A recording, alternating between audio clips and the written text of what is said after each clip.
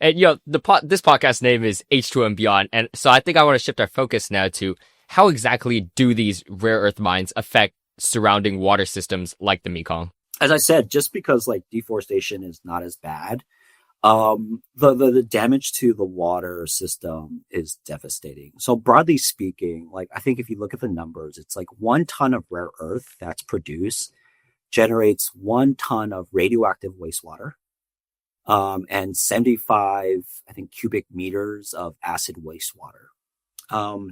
That is a broad number. And that talks mostly about light rare earths, which are usually in ores that also contain radioactive material, like thorium and uranium. So, if it's not managed properly, which it rarely is, then it can cause a lot of big issues, obviously.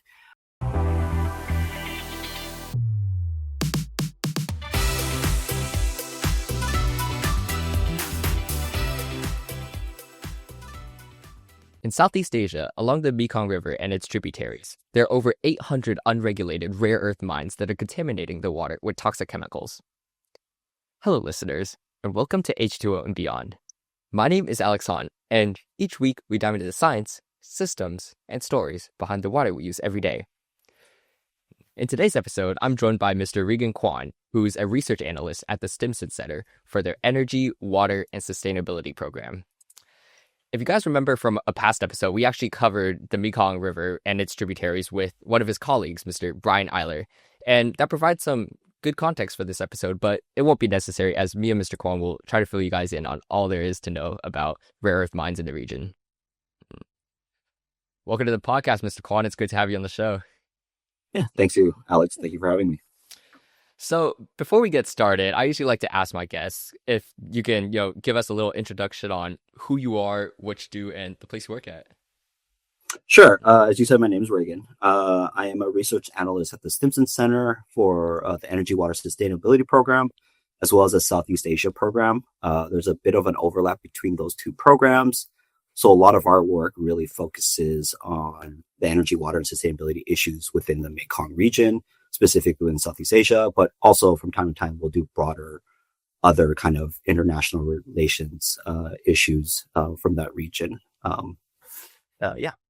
So as a research analyst, what exactly does your job include? Yeah, it's a little complicated. I still have issues describing my job to people. I think in essence, like any researcher in the policy field focuses on understanding specific issues and then creating products, whether that be a written report, a data set, anything that we can share to policymakers or decision makers or the industry in of itself, anyone who's working in international relations, to kind of promote specific viewpoints so that we can continue pushing policy forward. So in that sense, in my example, I use a lot of non-traditional data sets like satellite imagery. I create my own data sets using what kind of data that we can find out there, or we, just using open source information.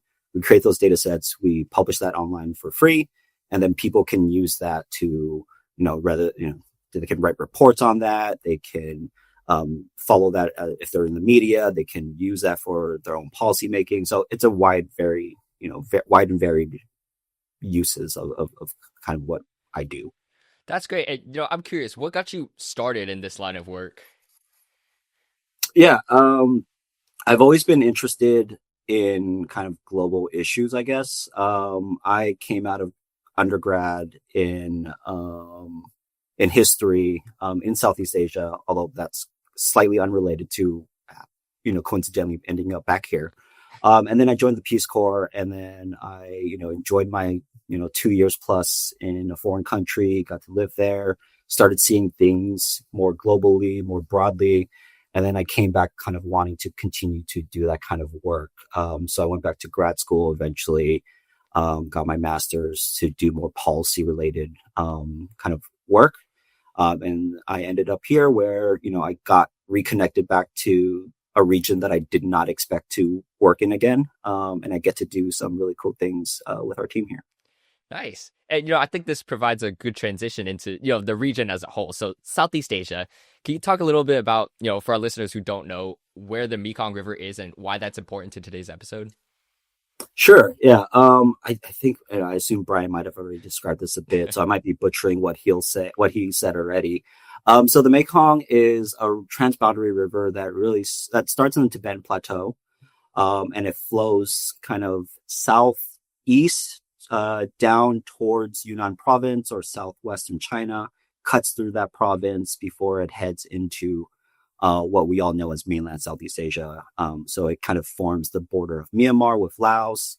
And then as it continues traveling downstream or south, it gets into Thailand, where it kind of, for the most part, remains the border between Thailand and Laos. And then finally it flows through Cambodia, where, it encounters the Tonle Sap, which is the river within the lake within Cambodia, before flowing out into Vietnam. In total, I believe research shows that it provides water, food, and energy for about 70 million people. That number might be old. It holds one of the most diverse fish populations in the world, after maybe the Amazon and Congo. And the lower Mekong River basin, so that would be everything from Laos and south, that the inland captured fishery it's the largest in the world. I think there's about 2 million tons of fish captured every year, which amounts to like a couple billion US dollars a year as well. It's also home, I think, fun fact trivia wise, to the largest freshwater fish ever recorded, which was just captured a couple of years ago. That was the giant freshwater stingray. If you just Google that, you'll find that online. And then the one that held the record previously was also another Mekong fish, which is the Mekong giant catfish. So what I'm hearing is that this river provides so much for the people in the region through, food, agriculture. But, today's episode is about rare earth mines, and a lot of our listeners might be wondering the connection between those two. And, before we get into that, I think it's important to define what exactly a rare earth mineral is. Sure. Yeah. If for anyone who's been following this issue, especially recently, you'll probably see a lot of articles that always talk about this point of what they are and are they rare, are they earth? Yeah, but I'm happy to always, contribute to that as always, because we never know where everyone starts. So yeah, rare earths are a group of about 17 elements that share a specific or a certain kind of magnetic or conductive property, which makes them very essential for a lot of the high-end technology that we use nowadays. Specifically, green technology, so wind turbines, EV car batteries require rare earth elements. Defense technology, so it's very important for the military. Consumer electronics, we're talking on a computer, that's got rare earth. We all probably have a phone next to us, that's got rare earth. Everything we have has rare earth probably in it. And then something as mundane as phosphor, so lights, certain green colors on your screen that you see, that is actually specifically from one type of rare earth. And in general, because of their properties, magnetic and conductive wise, adding them to alloys with other metals like iron and nickel make those metals better, stronger, faster, lighter, etc. Essentially, though, what we're really saying is you're not using a lot of it to add to anything else. You're really just sprinkling it on top. So you'll probably hear words like it's similar to a spice, MSG, some kind of flavoring. So you just add a little dusting of it to the metal and it changes the properties that tremendously affect its effectiveness, essentially. Yeah, I mean, going back to the name itself, though, it's not really rare. It's scattered throughout the world. You can find it anywhere you can. Its name really came from its discovery when it was found. And the discoverer was like, I've never seen this anywhere else before. It's probably rare. And that's essentially how the name came about. But nowadays, its name is more connected to the difficulty of finding a large enough deposit, because it's very different from other types of metals.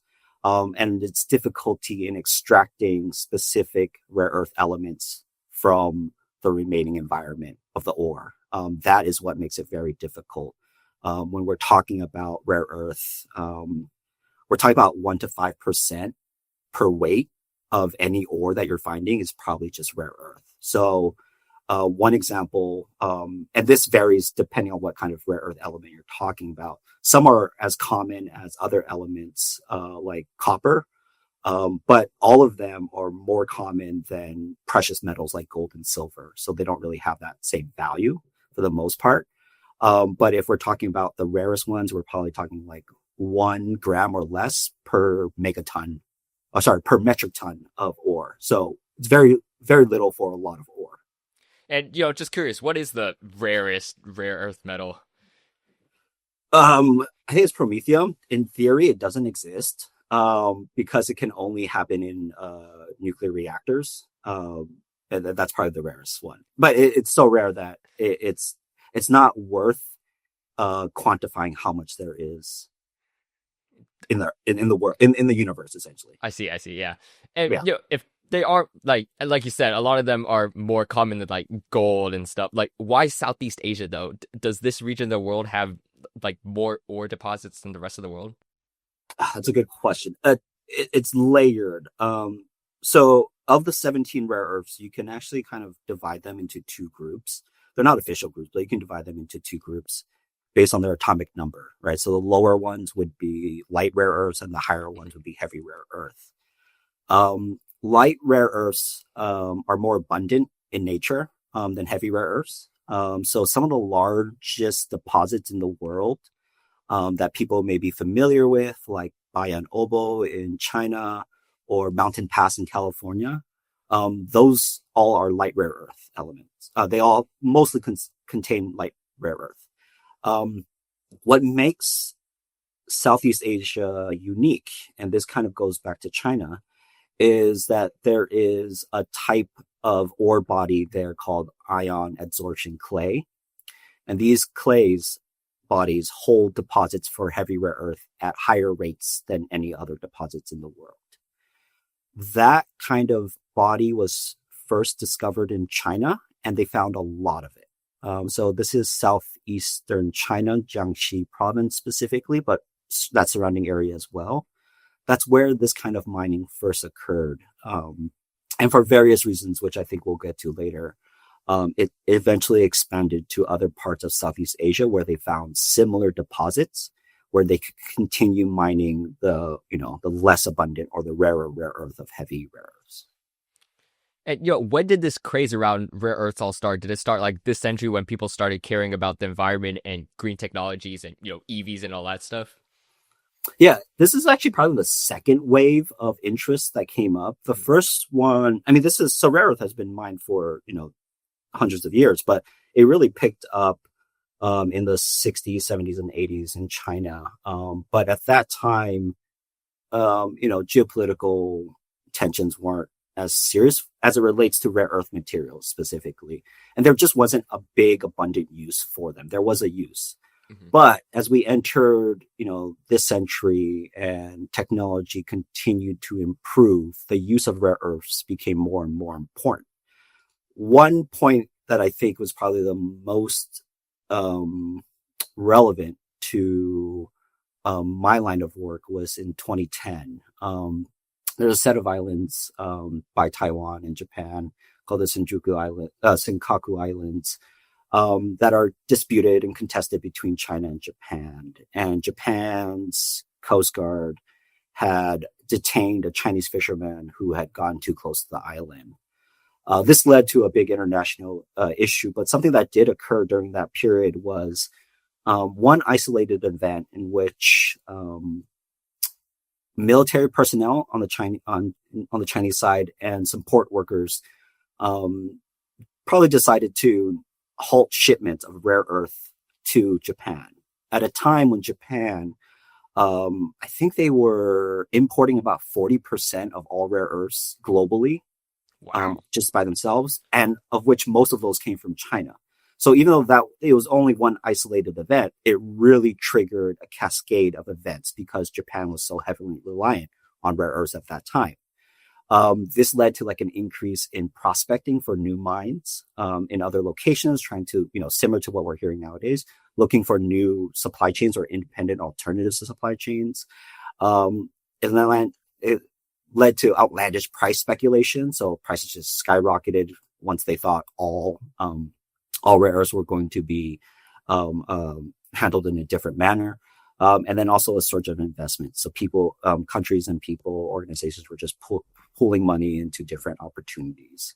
All of that kind of led to a World Trade Organization lawsuit between US, EU, Japan against China for some of their controls, export controls, which kind of, China failed to provide enough evidence that they weren't going against trade regulations, so they had to, continue and continue to export their products. What happened last year is almost similar. There has been a gradual increase in export control quotas by China over time, but what happened last year as a result of President Trump's tariffs, or at least threat of tariffs against China, resulted in China deciding to add on more export controls. This export control that was announced, I think it was in October of last year, was quite serious. It wasn't just an export control on like the minerals of certain rare earth elements. It was also an export control ban or control on technology. So if there's any technology that would be used in rare earth processing, it would have to go through the government. Any export of, anything within the process of rare earth processing, so before magnets and after powder, all of that was also controlled. In addition, people were under an export control ban, in the sense that if you as a person in China was relevant to rare earth processing, you had to ask, you would probably not be allowed to go to certain places because of your knowledge. So it was to that extent, how serious it was. What happened, in December was eventually that, US government and China decided to pause both the tariffs on the US side and then the export control ban on the Chinese side. So now we have about a year left before we figure out what's going to happen next. And for a while now, China's actually banned the extraction of rare earths inside their own borders. Is that correct?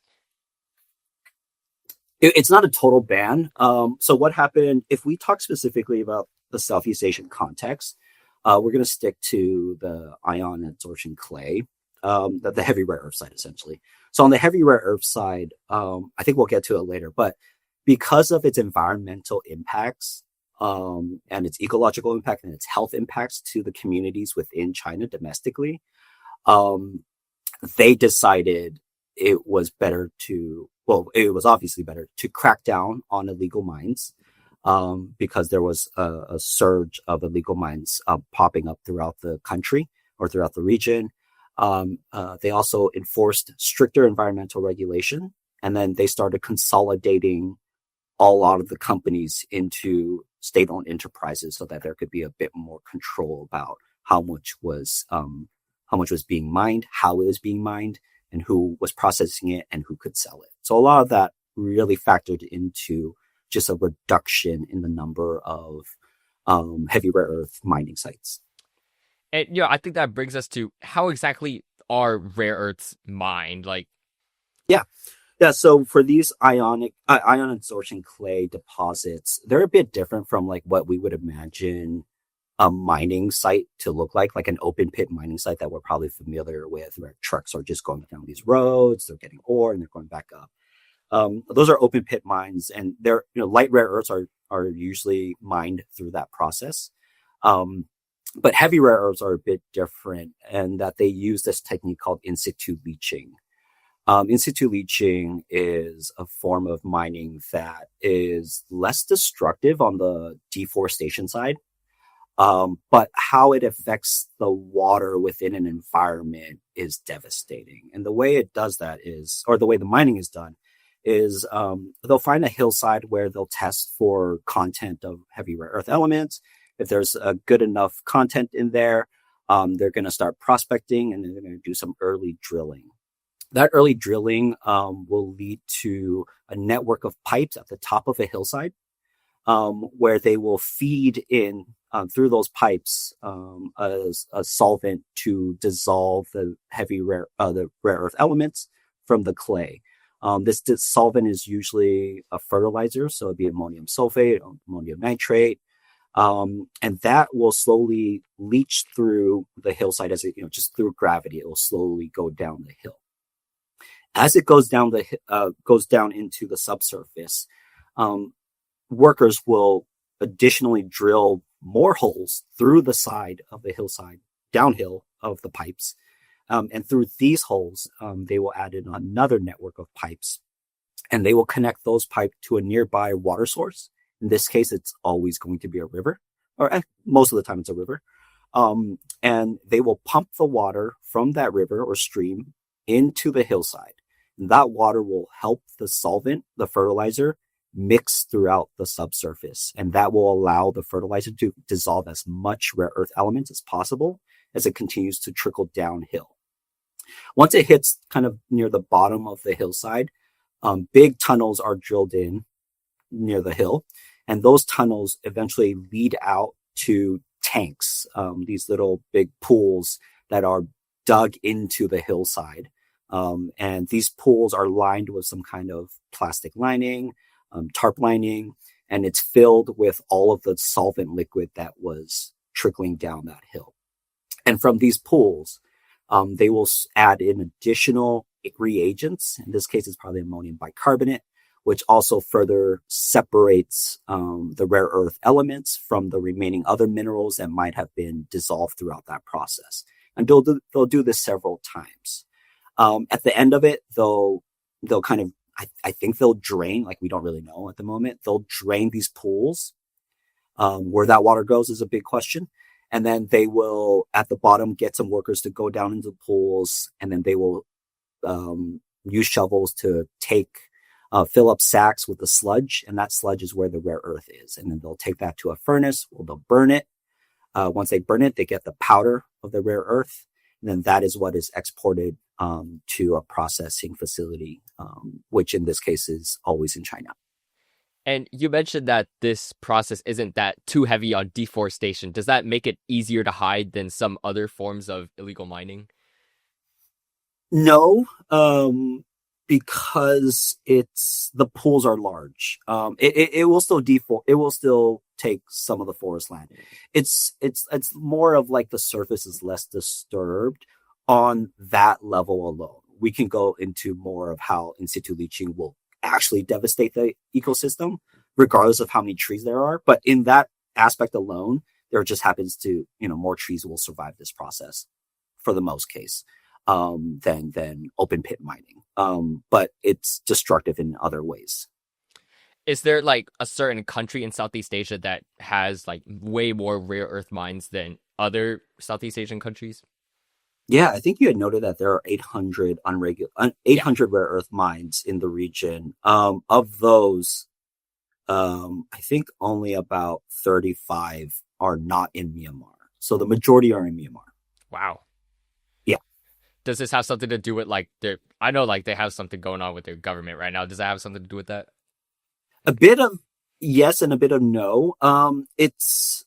It started really early on, mining in Myanmar. I think this goes back to when you brought up China and kind of the ban of mining there. A lot of illegal miners, unregulated miners, they still wanted a job. And there was still a big demand for heavy rare earth. So the black market that existed in China was feeding into the legal market globally. There was just such a high demand for heavy rare earths that legal mines could not process enough in a sustainable manner, at least. So when the crackdown happened, it's likely that a lot of these miners gravitated towards other areas nearby that they could mine in a similar fashion. They have the technology, they have the know-how, they still need to do it. It's likely that a lot of them went to Myanmar, where they found or discovered that the iron absorption clay also existed there, so they can follow the same process. Myanmar, as you noted at that now and even before, has been going through a lot of conflict.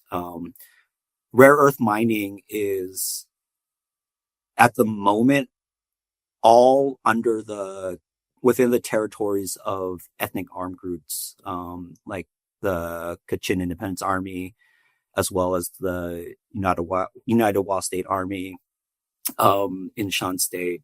So it plays a role into the war economy in that way. It feeds them. It feeds them by being able to pay them. They can buy more weapons. They can all that stuff. But before that, it was also being done by the junta. There's a big part of Kachin State that prior to just a couple of years ago was held by the border guard in that region. The border guard is aligned with the junta, so they were also mining at that time. It all of that kind of feeds into it. There's also a lack of regulation that I think we might get into later, but it all made it easy for China or for Chinese miners to go into Myanmar, mine there under no to very little regulation, export that back to China, and then let China process it and then sell it off later. So does the military in Myanmar sort of control these mines? Not anymore. Not anymore. They lost the territories in Kachin State, and now all of the mines are operate or within the territories of these armed groups. But the nature of these armed groups in relation to the junta and China vary a bit, and there's a lot that we don't necessarily need to go into. But essentially, there are some that are more aligned with China or have a very close connection with China, and that relationship is probably playing a role in why rare earth mining is appearing in those territories rather than others. Are the governments, actively trying to crack down on these mines? I mean, what makes them so hard to regulate? It's not that okay. Yeah, they are probably hard to regulate. Are they hard? I don't think they're hard to regulate. Okay. They're just unregulated because there is no mechanism for people to really push back against the people in power. These mines operate with the full permission of the ethnic armed groups, whether that be from the provincial or territorial level or sub-territorial level. If it's a district, a city, a commune, like they have to, in the most part, they have to pay people off in order to operate continuously in that area. So as long as they are operating at the moment, my assumption is that they are following, what the people who own or who control the territory want them to. That does not align a lot with probably what communities are experiencing, which is devastation to the ecosystem, devastation to the water system, and devastation to their livelihoods, essentially. So there's a really big disconnect between those two. Do other countries in Southeast Asia really care about what's going on in Myanmar? Like, are they trying to stop these unregulated mines as well? Yeah. So I work mostly on the Mekong, and most of Myanmar is not within the Mekong Basin. The reason we really got into this work as a program was because we started to hear stories about issues within river systems in the Mekong Basin. There were issues about water quality. There was sediment issues. There was turbidity issues with the water, and no one really knew what was happening. Sean Human Rights Foundation had released a report out last year noting that there were 2 rare earth mines on the Kok River, which runs from Myanmar into Thailand, in northern Thailand, before going into the Mekong. And that was kind of the first time we had heard about rare earth mining in the Mekong Basin. So remember, rare earth has been happening for at least a dozen years now. But this is the first time last year is when we heard about it early last year. That pushed a lot of people in northern Thailand, where there is a robust and a strong civil society network of people who fight for the river and fight for the people who depend on the river. They were now speaking up more and more about the river that was directly affecting them, and that was hurting them directly, which is not something that I had seen before. So from that point on, I would say in June or May of last year to present and continuing, the Thai civil society organizations and the Thai activists have been the loudest in pushing for more regulation and for more communication between Thailand and Myanmar about this issue. And they've been doing their best to bring, shed this issue to light, shed light to this issue. And they've been, doing a lot of that heavy lifting at the moment because it is affecting them directly. But there are more and more mines that we've discovered so far within the Mekong Basin. And that is now becoming more of a regional issue than just a Thai issue. So is Myanmar like located upstream of Thailand and all the other countries below it, or are there any where is it? A bit, yeah. So this river specifically, we're really only talking about 2 mines on this river.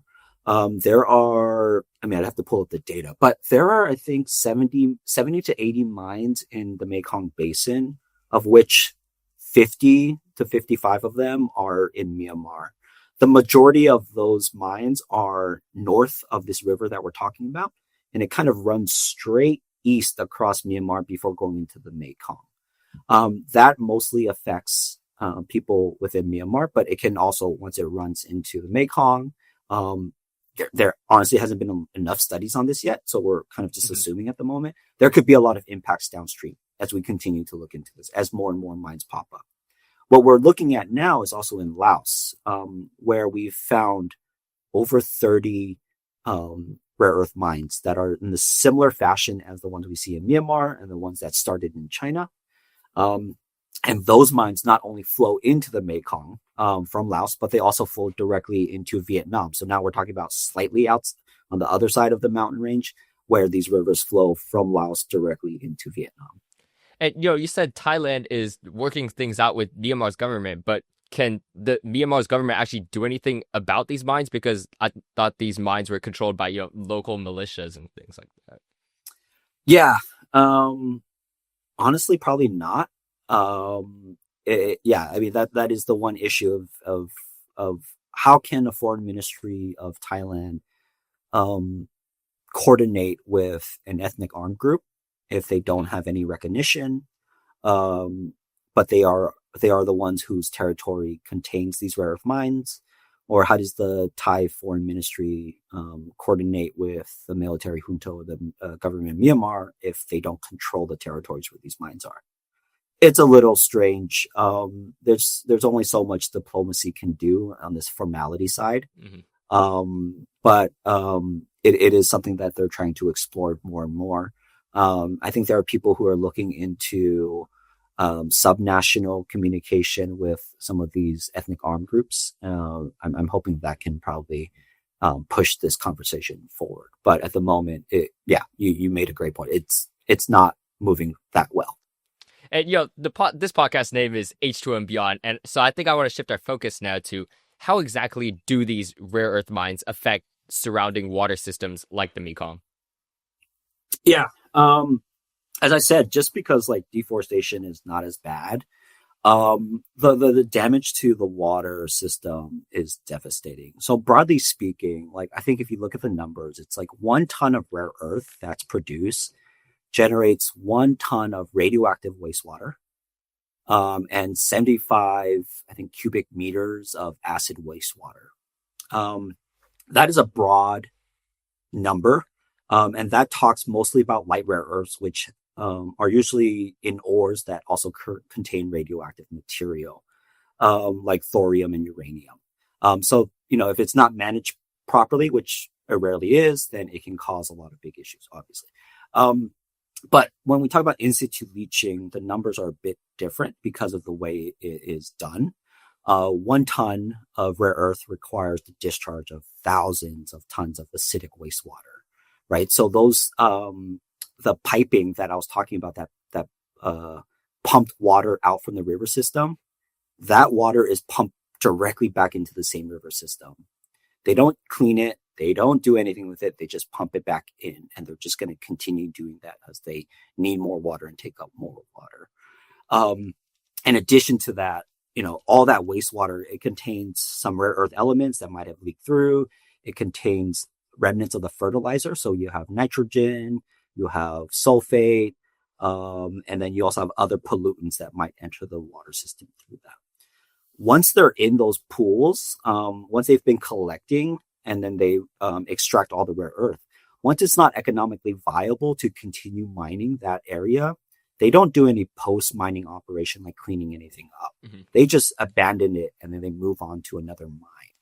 What abandoning it means is the wastewater that's left in some of these pools are just left there open to nature. So Southeast Asia is part, within the kind of the equatorial region. Mm-hmm. It's humid. There's a lot of rain. There are monsoon seasons and there are dry seasons. So during the monsoon season, when it rains a lot, there is a chance for these pools to continue to collect water, and then you'll get a surface runoff where something will happen and there's too much water in the pool, and all of that toxic or that hazardous wastewater just flows into the river system. In addition to that, you also have issues with because these are unregulated mines, these pools that are dug into the earth, they aren't regulated well enough that if there is too much liquid in one of these, or if it's poorly managed, you could get a landslide. Not only do you get a landslide, you also get all of that water just flushing out into the ecosystem itself. And then secondly, you have groundwater infiltration.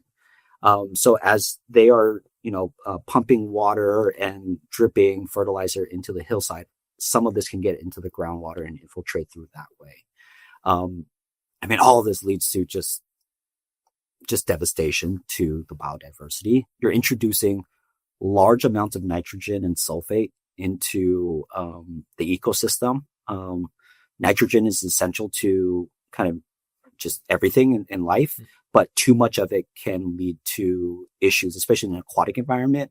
It can lead to rapid algae growth, which once they die and then they decompose, it sucks up all the dissolved oxygen. Once there's no more no more dissolved oxygen in the water, that can harm aquatic life, including fish, kill them all. Essentially, you just lost the entire ecosystem there for a long time. Not only that, a lot of these can kind of go into the soil. In Southeast Asia, a lot of people still rely on the river for flooding of nutrients onto riparian farmland, where they will then, after during the dry season, they'll grow vegetables, other kind of crops.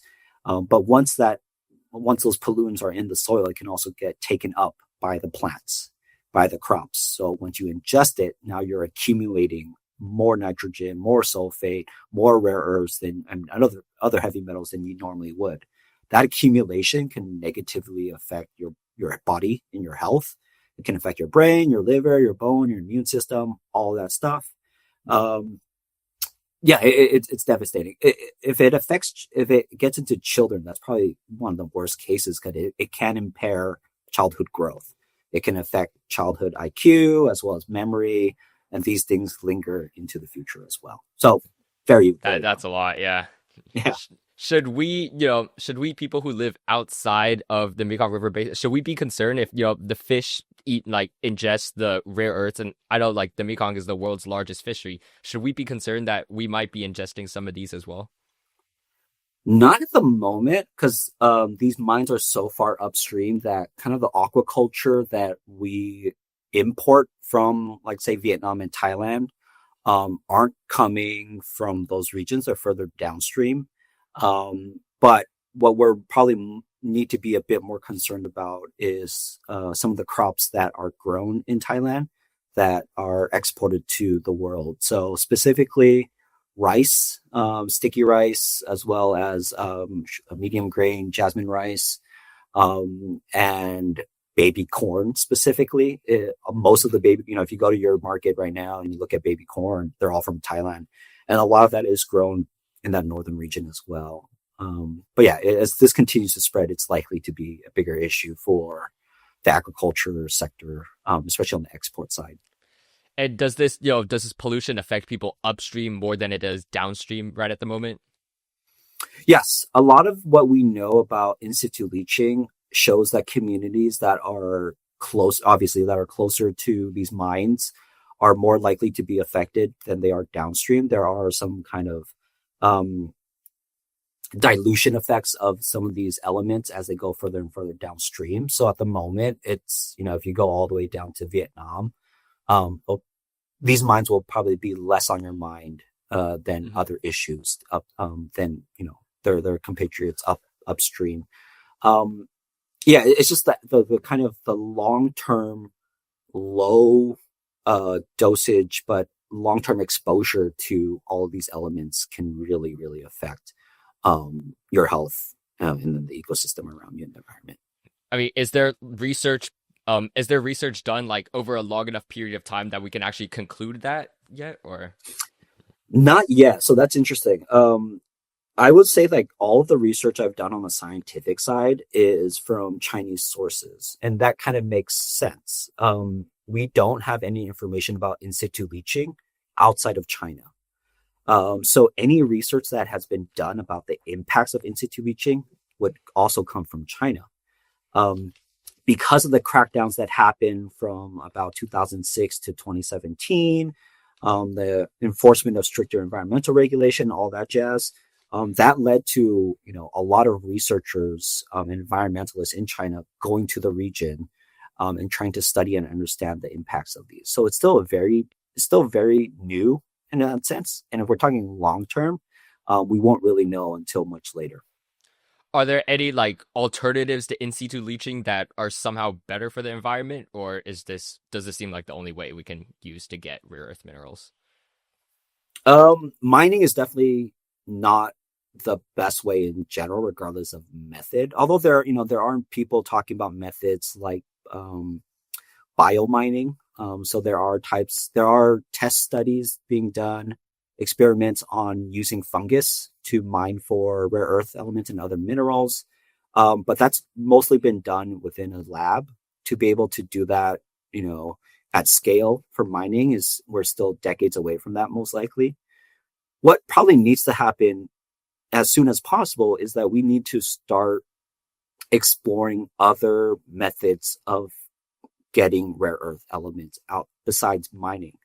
Something that has been talked about more recently, but still hasn't really gained traction is recycling. We have what happens when you throw away a piece of electronic that you have. You don't know what happens to it, Yeah. but it somewhere it ends up in a landfill. And the worst part is no one knows how to handle all of this electronic waste. All this e-waste, it contains the metals, the rare earths, and the other things that we can actually slowly leach out and reuse again. Obviously, it's going to take a lot of more development for this kind of stuff because it's such a nascent kind of industry. But if we continue to invest more in that, we can probably look for ways to use the resources that we have already mined in our electronics and reuse that in a better way. What's also something to note is like the older technology, the older tech that we have, the older electronics that we have, they used a lot more rare earth than what we're using nowadays, right? We've gotten better at using just the right amount of rare earth elements in our alloys and whatnot to get the most out of that product. But the older ones, they were using way more rare earth. So if we're recycling and we're using e-waste to kind of regain back some of that rare earth elements in there, then that's another way of avoiding the need to mine more. That's not the only way. It should be part of the strategy though, and we do need to start thinking about that. And I don't think we've mentioned this before, but just how big is the industry in Southeast Asia compared to other parts of the world? Like, do you guys have like a percentage of rare earths mined from Southeast Asia? Yeah, so the numbers are hard to get at the moment because there just isn't a lot out there. Mhm. Myanmar is kind of the only case that we have. So as I mentioned earlier, we're only talking about heavy rare earths when we're talking about Myanmar. Specifically, we're talking about two types: dysprosium and terbium. Those are like kind of the two highlight elements that everyone should probably remember when we talk about heavy rare earth. Um, those are specifically mined out of Myanmar and they are exported to China. Latest figures by research from ISP Myanmar showed that I think about 60% of all heavy rare earths in the world being used comes from Myanmar. Wow. And the reason we don't really, so that's kind of the assumption. We don't Mhm. really know. And the reason we don't really know is because there is still some heavy rare earth mining in China that's done, and there's that number. And then there's also the amount that is being mined in Myanmar, which we would understand as being unregulated, possibly illegal, and environmentally detrimental. But what happens once they're exported into China is they're all mixed in with the legal terbium and dysprosium. They're mixed in together. And when companies buy the products, so companies in the US like Apple buy these products, these magnets or these oxides, it's already mixed in. There's a little Myanmar in there, a little China in there, and maybe a little Laos in there, a little Malaysia in there. But we don't know anymore because they've mixed it all together. So it's really, really difficult to understand how much is being moved out. But 60% is probably right. And how exactly do you guys find these unregulated mines? Are you using like satellite imagery or?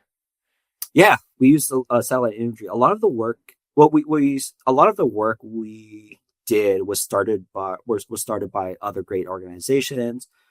Global Witness did a great review of mining Kachin State in Myanmar. Shan Human Rights Foundation, who I mentioned earlier, focuses mostly on Shan State. And then we did a lot of our extra work in Laos, where prior to our data set, there weren't any known existing data sets out there about rare earth mining in Laos. To date, we're still adding in more mines.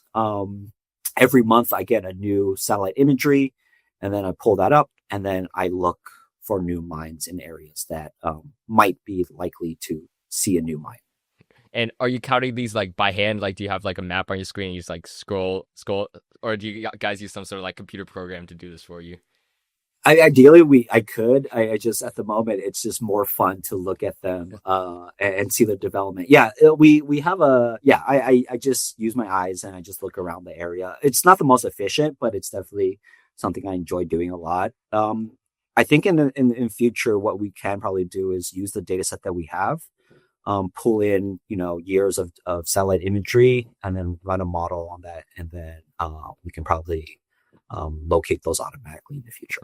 Are there any new trends within like the location of these mines, or any new trends that you've noticed with the research that you've been doing?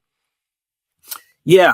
In Laos, every country is a little different. In Laos, we've heard that they've announced, the government has announced that they've ceased all issuance of new mining permits for rare earth. We're still seeing new mines pop up. However, what we assume is that those mines are popping up on land concessions that were previously approved, so they will still be able to build out that mine. My hope is that in the next couple of months, I see less and less mining activity in that country. In Myanmar, it's a little bit different. In Kachin State, the Kachin Independent Army, which is an ethnic armed group, I think sources said they recently announced that they would regulate rare earth mining in their territory. We don't really know what that means in the sense of, would that mean less mines, no mines, closure of mines, etc. We'll see. And then in Shan State, it's still kind of an open door of, depending on how much demand there is for heavy rare earth, then there will be more mines popping up. Malaysia, who I haven't talked about yet, is an interesting case. They have an in-situ leaching mine on the peninsular side of Malaysia, so just south of Thailand. That is the only legal mine in Malaysia. And that mine is a pilot program for the country to see how they could potentially open up the mining industry in Malaysia to mine rare earths for economic benefits. However, I think it was in November, the Department of Environment for the Ministry of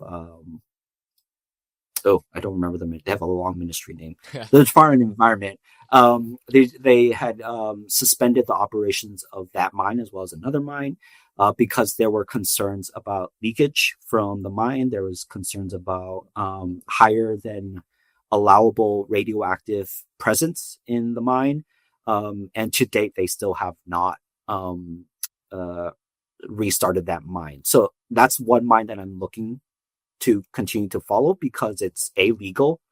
There are they are following a certain kind of standard operating process, which is what this pilot program was designed to eventually create, which they now have. I've read it; it's great. Or, well, it's not great. I've read it, um, and there are still concerns within that country about what the expansion of more and more mines in Malaysia could mean for communities living around these areas. Does illegal mine just mean the government is actively monitoring it for, environmental disruptions caused by the mines, or what exactly does illegal mine mean? A legal mine? Um, a legal mine. A legal mine. Yeah. A legal mine means that the government has allowed it to operate and it's following a process that the government has laid out.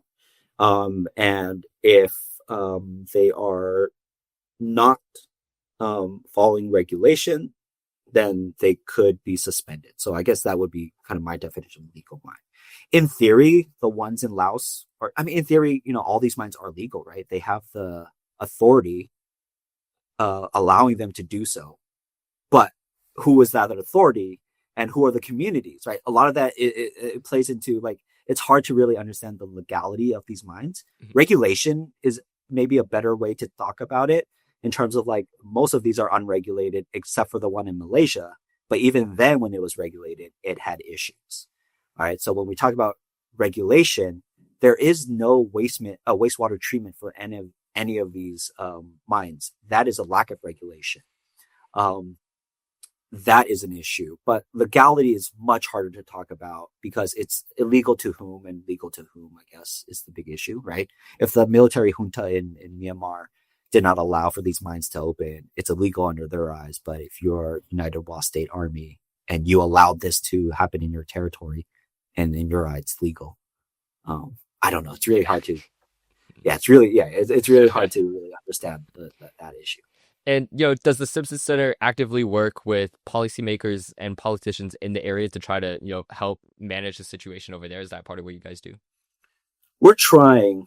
We do engage with the relevant governments in the region on first bringing this issue to light. If they aren't aware of it, if they are aware of it, what are they doing to ensure that certain regulations exist to protect the environment, protect the people, and then just those two, I guess. But environment and people. We are also mostly engaging with community organizations and networks because these are the people who are directly affected by it. Depending on what country we're talking about, it might be a bit more difficult to engage with communities on addressing the mining pollution issue. Given the nature of these countries, it's just sometimes difficult to do so. But we are always engaging with governments to ensure that we can provide them with information that might be relevant to helping them pass along certain policies that might be more environmentally safe or community minded. And what are some things that you've seen happen as a result of you guys publishing this new data and talking with these governments? Any results come out of that yet? Yeah, what we noticed early on was that a lot of people were using the data because a data set like this had not existed prior to what was out there, at least broadly as a region. I think we brought to light that it was really a regional issue. It wasn't just a Myanmar issue. It wasn't just a Thai issue. It was everyone was going to be impacted by this regardless. So we're seeing a lot more engagement on that end. We're seeing the Thai government respond a bit more. We hope for more response from the Thai government. And at the moment, we're still waiting on that. But I think, hopefully with more time, they'll engage on this more. They're going through an election right now, so they probably have other things on mind. And then there's also the Thai-Cambodia conflict. So they're pretty busy. But we hope that this issue, continues to be or hopefully becomes more of a priority for them. We're also engaging with the Lao government. We're hoping that, there seems to be interest within Laos to understand the issue better and to find ways to regulate the industry. We're hopeful about that. At least we want to be hopeful about that. And we think that if we can get in early enough, talk through some of the issues that exist, bring in experts from around the world who understand the health impacts, the ecological impact, the environmental impacts, then maybe we can get them to kind of put in place stricter regulations that would allow them to still mine as long as they get consent, while also ensuring that the environment and area around it is as safe as it can be. Are you the actual person like going over there and talking to them, or is that someone else's job at the Stimson Center? That's kind of my job. I do this with Brian and our other colleague Courtney Weatherby. The three of us communicate often with people in the region, bring in kind of what we understand the situation so far. We're also connecting them with a lot of people.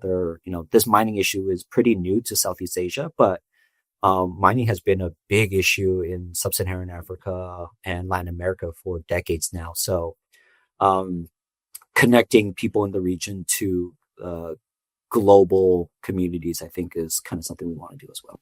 I was looking through your report the other day. I saw you guys made an interactive dashboard. Is that what the governments have been using? Yeah.